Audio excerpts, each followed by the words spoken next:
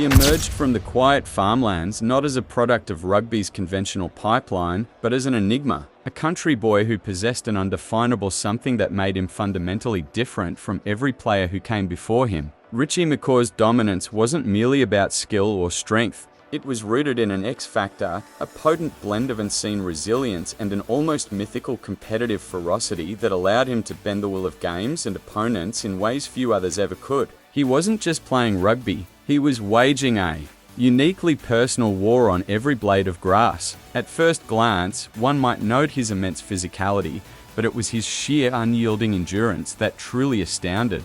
McCaw possessed an engine unlike any other, capable of sustaining an intensity and work rate that defied belief, even in the most brutal of encounters. He played through injuries that would have sidelined lesser athletes, his body seemingly a vessel for an indomitable spirit that simply refused to quit. This extraordinary physical and mental fortitude wasn't just impressive, it was a weapon allowing him to outlast, outwork, and ultimately overpower his adversaries. He's just an ordinary bloke from Korea, but by God, he can do extraordinary things. He's a champion, probably been our greatest All Black in modern time, if not ever. This relentless drive manifested as a unique mastery over the often unseen facets of the game. McCaw operated with an audacious legal tenacity, pushing the boundaries of the rules with a precision that frequently confounded officials and infuriated opponents. His ferocity at the breakdown was legendary, a maelstrom of calculated aggression that allowed him to secure turnovers and disrupt opposition flow in moments others deemed impossible. He didn't just compete for the ball, he demanded it, embodying a predator's instinct that made him uniquely effective and incredibly frustrating to play against. His X-factor was also deeply rooted in an uncheckable, almost singular focus on victory. McCaw's internal competitive furnace burned hotter than anyone else's, fueled by a simple philosophy: there's no magic, just hard work. This wasn't merely a mantra, it was the foundation of his entire being on the field. He embodied an uncompromising will to win that radiated through his team, inspiring an almost fanatical commitment from his teammates and instilling a sense of dread in his rivals. He seemed to draw strength from adversity, transforming pressure into performance.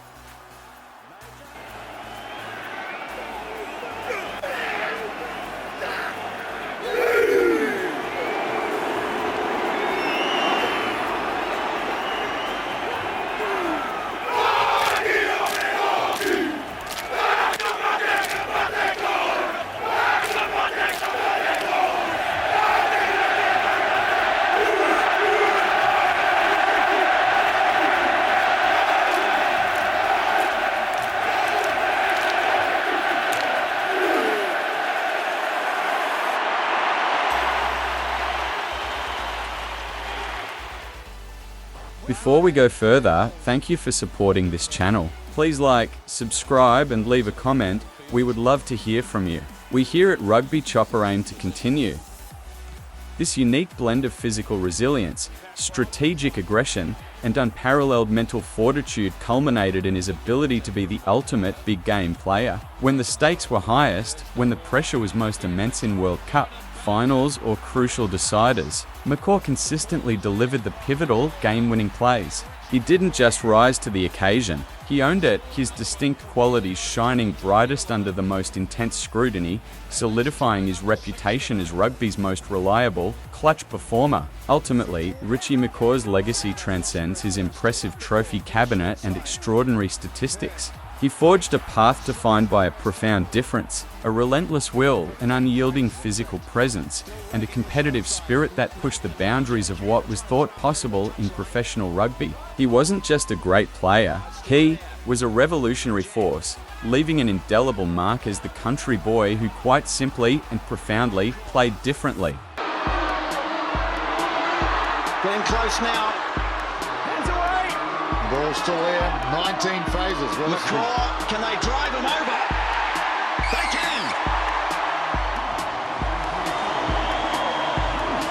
Well, it'll be a great one for the statisticians to count how many times this man here, McCaw, Richie McCaw, was involved in those, and that.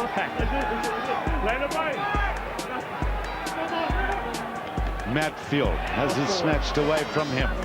Max will do well. Mertens, Carter, Major. Gets away from Vicky Welsh. Major finds Richie McCaw on the inside, and Richie McCaw, the youngster, gets in for his 6th try of the Super 12 season. Come on to replace Bruno. Bloodburn, Murray. Now here's the Crusaders' blindside move. They've still got the ball up off the ground here, going to the line. Yes, try. And that is a try.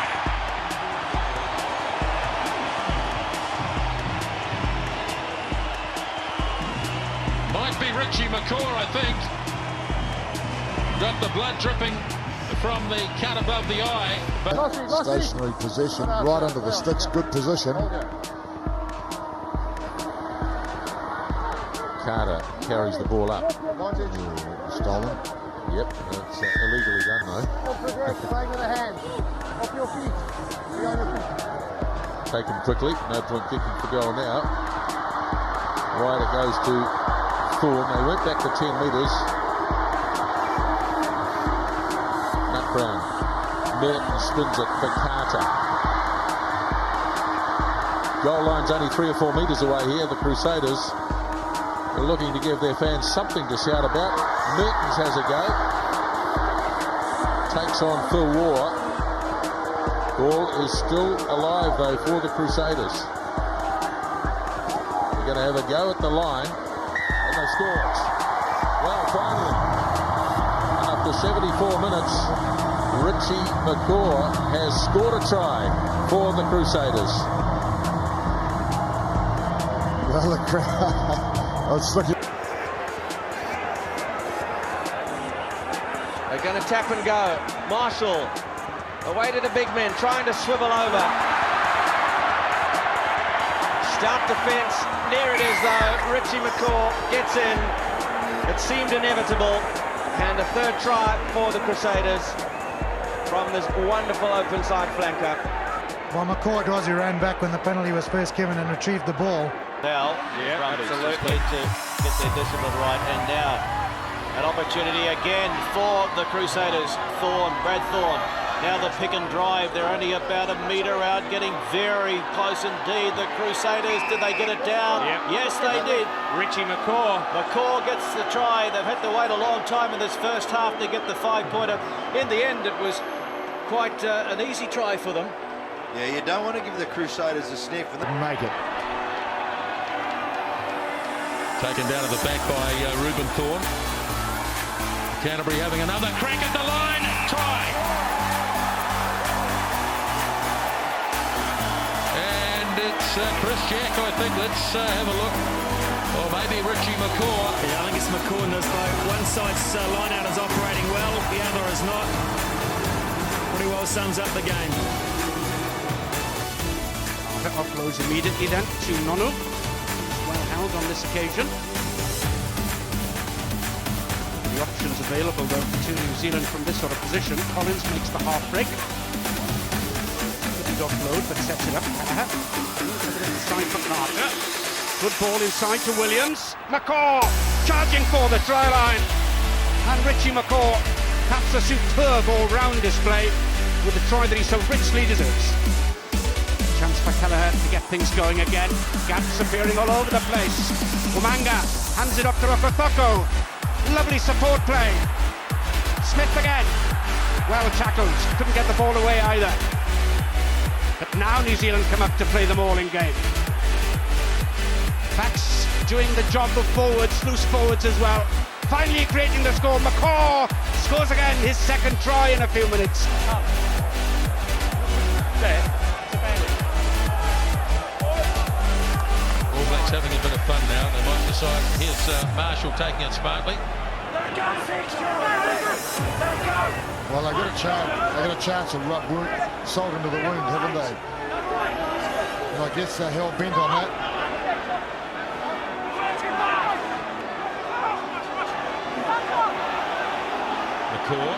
McCaw.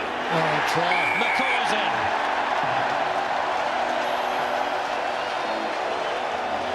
Well, if any man deserved to score a try in this test match, that's that workhorse McCaw.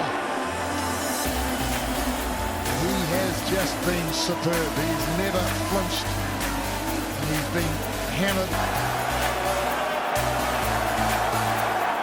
Stupendous defence from both sides. Again, loose ball for Australia from that line out. Dan Dickerman trying to steer it down. Richie McCaw, quick tap, goes to the try. He's there! Hang on. Backbreaker!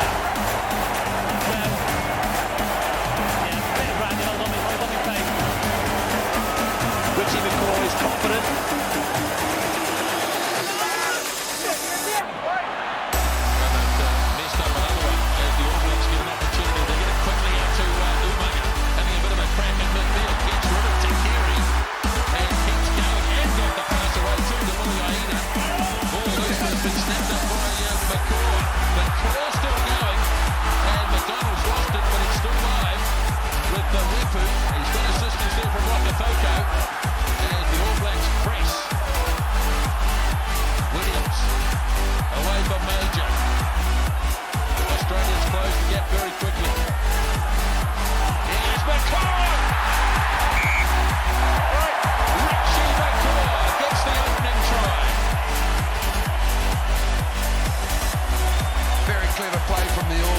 Slow ball from the ruck, and I was particularly impressed with. They've been frustrated, been building up. They're up again, as they.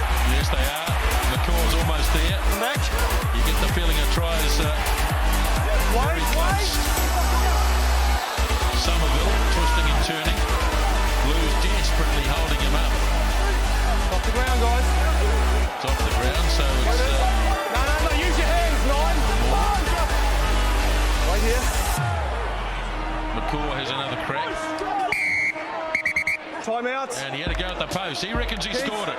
And he can do it against the base of the posts. Keith, I need you to check for me. Red 7 has pretty happy about it too, Richie McCaw. To tell Monkey out. More time, Blue. And they're being held up off the ground. Now they get it to ground. Freed off again. Levere, quick pass. And he's fired it off to a Crusaders player. And they could finish with a flourish. Kick through. Ball bounces up. On the side of Alice has it. Penalty coming against the Blues. Fired out into midfield. Here goes Scott Hamilton. Popped over the top. And McCaw gets his second. So we'll have to keep an eye on that one. 8 minutes gone, second half. It's been a very lively start to the second spell. Eaton climbing it after it. Not secured by either side.